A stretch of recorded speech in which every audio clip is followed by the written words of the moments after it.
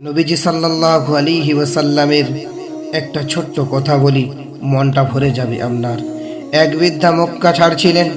এক অচেনা যুবক তার মালপত্র বহনে সাহায্য করলেন। পথে তিনি নবী মুহাম্মদ রাসূলুল্লাহর নামে নানা অপবাদ দিতে থাকেন। যুবক কিছু বললেন না, শুধু হাসি মুখে সাহায্য করে গেলেন। শেষে বৃদ্ধা বললেন, তোমার মতো কেউ নেই, শুধু বলছি মুহাম্মদ নামের লোকটাকে এড়িয়ে চলো। যুবক মুচকি হেসে বললেন, আমি সেই মুহাম্মদ, মক্কার দুলাল, আমিনার লাল। বৃদ্ধার চোখ বেয়ে পানি ঝরতে লাগলো।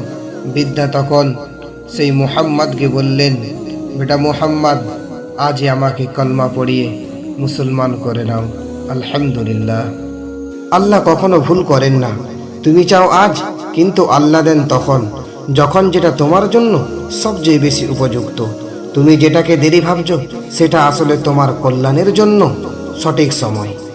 ভুল সময়ে কিছু পেয়ে আবার হারিয়ে ফেলার চেয়ে ঠিক সময়ে পাওয়া অনেক বেশি শান্তির।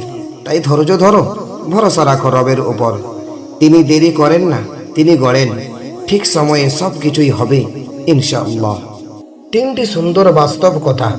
একদিন সব গ্রামবাসী মিলে সিদ্ধান্ত নিল তারা বৃষ্টির জন্য দোয়া করবে। সবাই সমাবেত হলো।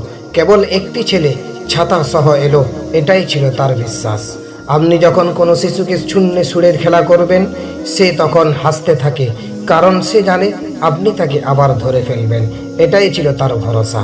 প্রতি রাতে আমরা যখন ঘুমাতে যাই, পরের দিন উঠবো কিনা আমরা কেউ জানি না, কিন্তু আমরা ঠিক করে রাখি এলার্ম।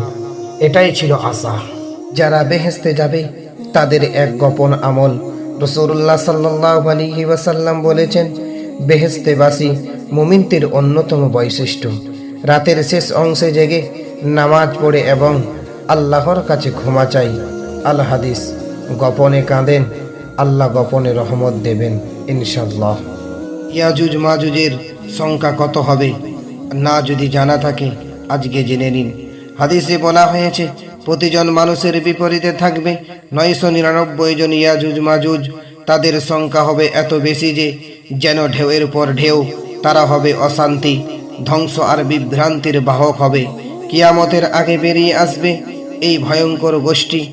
আমাদের এদিক থেকে সকলকে আল্লাহ যেন রক্ষা করে। সকলে বলি আমিন।